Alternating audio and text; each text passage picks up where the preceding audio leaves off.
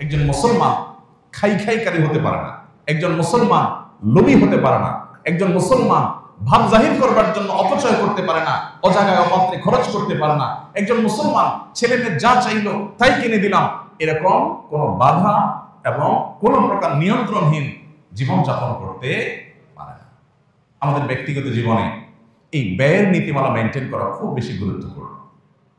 আমি এর আগে আমার নিজের বিষয় বিভিন্ন সময় আপনাদের সাথে শেয়ার করেছি। যখন খুব অল্প উপার্জন ছিল তখন ওই অল্প উপার্জনে আলহামদুলিল্লাহ চলেছে। আমার মনে হয় না আমার পরিবারের সদস্যরা, আমরা মাঝে মধ্যে এখনো আলোচনা করি যে এমন সময় ছিল যখন একটা ডিম আমরা 4 টুকরা করে খেতে হয়েছে, 2 বাচ্চা 2 টুকরা, আমরা স্বামী স্ত্রী 2 টুকরা। আলহামদুলিল্লাহ আজকে টাকা নাই, একটা ডিম কিনেছি। ধার দেনা করে আমার 4টা ডিম খেতে হবে, এই টেন্ডেন্সি কখনো আলহামদুলিল্লাহ ছিল না এবং কখনো করিও নেই। আমি মনে করে সেই সময়ের কথা আমি মনে করে কয়েক বছর কাটিয়েছি। কোনো দোকানদার বলতে পারবে না যে একটু ভোগের জন্য কোনোদিন দোকান থেকে কখনো 10 টাকা বাকি দিয়েছে, নাই, ক্ষমা, আলহামদুলিল্লাহ।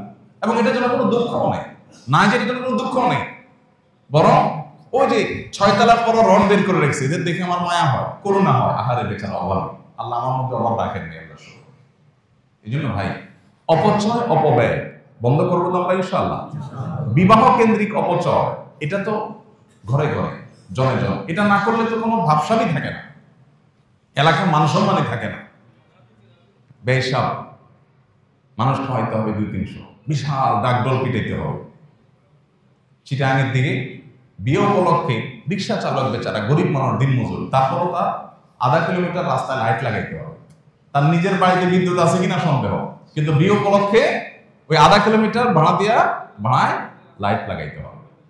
এগুলোর বিরুদ্ধে আমাদের একটা সামাজিক সচেতনতা এবং সামাজিক সংগ্রাম আমাদের মধ্যে গড়ে তুলতে হবে, তা না হলে আমরা কখনো প্রকৃত সুখের দিকে যেতে পারবো না। আমাদের রাষ্ট্রীয় পর্যায়ে যদি আপনি দেখেন, যেই পরিমাণ অপচয় হয়, যেই পরিমাণ অপব্যয় হয়, নেতা নেত্রীরা কোনো দিকে যাবেন, 10টা তরুণ হয়। এর আগে আমি বারবার এই কথা এখানে বলেছি, 10টা গেট হয়, 20টা গেট হয়, এক একটা গেট নির্মাণ করতে লাখ টাকা খরচ হয়, আরো বেশিও হয়। এই গেটগুলো কি কোনো মিনিং রাখে না মিনিংলেস? কোনো মিনিং আছে? এই গেটগুলোতে দেশের চুল পরিমাণ কোনো কল্যাণ আছে? অকল্যাণ নিশ্চিত, কিন্তু কল্যাণ।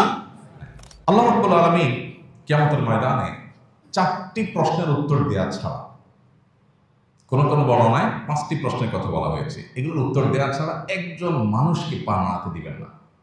আপনি ইমাম সাহেব হন, খতিব সাহেব হন, আলেম সাহেব হন, যেই হন না কেন, আপনাকে প্রশ্নগুলোর উত্তর দিতে হবে। এই প্রশ্নগুলোর মধ্যে থেকে একটা হলো ওয়ান মালিহি মিন আইনা ইকতাসাবাহু ওয়া ফিমা আনফাক। সম্পদ উপার্জনের ক্ষেত্রে আমরা সবাই জানি উপার্জনের প্রক্রিয়া হালাল হতে হয়। ঘুষের কারবার করে, সুদের কারবার করে, সুদি লোন নিয়ে, চুরি করে, ডাকাতি করে, ছিনতাই করে আরেকজনের হক মেরে টাকা কামাই করা যায় না, এটা আমরা সবাই জানি। কিন্তু যেটা জানি না সেটা হলো আল্লাহ তাআলা শুধু এটা নিয়ে জিজ্ঞাসা করবেন না যে তুমি কিভাবে কামাই করেছো, কিভাবে কামাই করেছো, শুধু এই প্রশ্নই হবে না। এই প্রশ্নের পাশাপাশি আরেকটি প্রশ্ন করা হবে, কিভাবে ব্যয় করেছো। কামাই কিভাবে করেছো, ব্যয়ের প্রক্রিয়া কি ছিল, তুমি ব্যয় করতে গিয়ে সীমা ছাড়িয়ে চলে গেছো কিনা। আমার একটা ছেলে, আমার ছেলে বলছে, ছেলে চাইছে কোনো দিকে, বাস, আর কোনো কথা নেই, টাকা কত ডাজ নট ম্যাটার, বাসায় আরো 5টা আছে, সেটা কোনো ব্যাপার না, ছেলে চাইছে, আমার একটা ছেলে। ভাইরা আমার, এগুলো অপচয়। আমি একটা কথা প্রায় বলার চেষ্টা করি, নিজের পরিবারের সদস্যদেরকে, ছেলে মেয়েদেরকে ভোগী বানাবেন না, ত্যাগী বানাবেন। ভোগ করার জন্য কোনো যোগ্যতার দরকার হয় না। গরিবের ছেলে, গ্রামের ছেলে, একেবারে অশিক্ষিত মানুষ ভোগ করতে দিলে দেখবেন সেও পারে। ভোগ করার জন্য কোনো যোগ্যতার দরকার হয় না। যোগ্যতা লাগে কিসের জন্য? ত্যাগের জন্য। সন্তানকে যদি যোগ্য বানাতে চান তাহলে তাকে ত্যাগ শিখান। তোমার একটা জিনিস মন চাইছে, বাবা, আমার পকেটে টাকাও আছে, অভাব নাই আল্লাহর রহমতে, কিন্তু এটা যেহেতু তোমার খুব বেশি দরকার নাই, অতএব এটা আমরা নেব না। এই স্যাক্রিফাইস তোমাকে শিখতে হবে। এখন এই স্যাক্রিফাইস বাবা মারা শেখান না। বাবা মাদের এখন হাহুতাশ হলো, আমার ছেলেটার চাহিদা পূরণ করতে পারিনি, সবার ছেলের হাতে 1 হাত লম্বা মোবাইল, আমার ছেলেকে একটা মোবাইল কিনে দিতে পারলাম না। এই আফসোস বাবা মার মধ্যে এই চেতনা নেই যে আমার সন্তানকে নিয়ে বসে চিন্তা করব, আলাপ করব, বাবা এই মোবাইলটা কি খুব বেশি ইম্পর্টেন্ট? এই মোবাইল ছাড়া কি চলা যায় না? এই মোবাইল ছাড়া কি তুমি তোমার জায়গায় পৌঁছতে পারবা না? তুমি যেই টাকাটা তোমার কোনো একটা ডিমান্ড পূরণ করতে গিয়ে খরচ করবা, এই টাকাটা খরচটা কমায়া তুমি একটা গরিবকে দান করতে পারো। তাকে অপশন আমরা দেই না। আমরা চিন্তা করি আমার ছেলে চাইছে, একটা ছেলে একটা মেয়ে, কারণ একটা বেশিতে এখন আর নাই, বেশিরভাগই একটার মধ্যে সীমাবদ্ধ, কারণ আমরা অনেক স্মার্ট।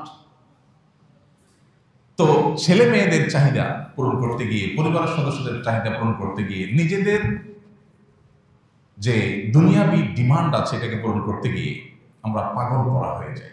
আমাদের কোনো হুঁশ থাকে না, কত খরচ করছে, কত ব্যয় হচ্ছে, আমাদের কাছে কোনো গুরুত্বপূর্ণ বিষয় হয় না।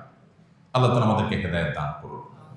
সম্পদ হলেই ভোগ করতে হবে, ভোগবাদী হইতে হবে, অপচয়কারী হইতে হবে, টাকা পয়সা উড়াইতে হবে, এটা ছোট লোকের চিন্তা, এটা কখনো বড় লোকের চিন্তা না। তাহলে বড় লোকের চিন্তা কি? বড় লোকের চিন্তা হলো আল্লাহ আমাকে অর্ডার দিয়েছে, তারপর আমি সাদা মাটা চললাম, আমার অর্ডার দিয়ে মানুষের উপকার করলাম, মানুষের সেবা করলাম। অনেকে আছেন সামান্য একটু শখ পূরণ করতে গিয়ে লাখ টাকা উড়িয়ে দিচ্ছেন, সামান্য শখ, যে শখটা আসলে খুব বেশি গুরুত্বপূর্ণ কিছু না, সেটার জন্য তিনি লাখ টাকা উড়িয়ে দিচ্ছেন। অথচ এই লক্ষ টাকা অনেক অসহায় পরিবার যারা বৃষ্টিতে তাদের ঘরে, কুড়ের ঘরে পানি পড়ে জবজব করে, শীত নিবারণ করতে পারে না, 1 লক্ষ টাকা দিলে তারা মাথা গোজাবার জন্য একটা ছোট টিনের ঘর করতে পারে, একটা পরিবার একটা স্থায়ী সমাধান হতে পারে, বছরকে বছর সেখানে বসবাস করতে পারে পরিবার নিয়ে, বাচ্চাদেরকে নিয়ে। আমি সেটা মাত্র আমার সামান্য একটু শখ পূরণ করার জন্য খরচ করছি, 1 বিন্দু পরিমাণ বুকের মধ্যে আমার অপরাধ বোধ আমার মধ্যে জাগ্রত হচ্ছে না, আমার মধ্যে একটু বাধা আসছে না, একটু আমার সেন্স কাজ করছে না। এটা ইন্ডিকেটর। কিসের ইন্ডিকেটর? যে আমি আসলে ফাসিক আছি, আমি আখিরাতমুখী না, আমি আল্লাহমুখী না। গোটা পৃথিবীতে ভোগবাদের জয় জয়কার। ভোগবাদকে এমন ভাবে প্রতিষ্ঠা করা হয়েছে যে লাইফ যত এক্সপেন্সিভ হবে তত উন্নত দেশ। গোটা পৃথিবীতে তাকান, যেই দিকে তাকাবেন, যেই দেশে যাবেন, যেই দেশে লাইফ যত বেশি এক্সপেন্সিভ, যেখানে জীবন ধারণ করতে 1 গাদা টাকা লাগে, সে দেশ তত উন্নত। এটা হলো আমাদের কাছে উন্নত হওয়ার ডেফিনিশন। স্বামীর একার উপার্জনে চলতে পারে না, স্ত্রীকেও কামাই করতে হয়, সেটা উন্নত।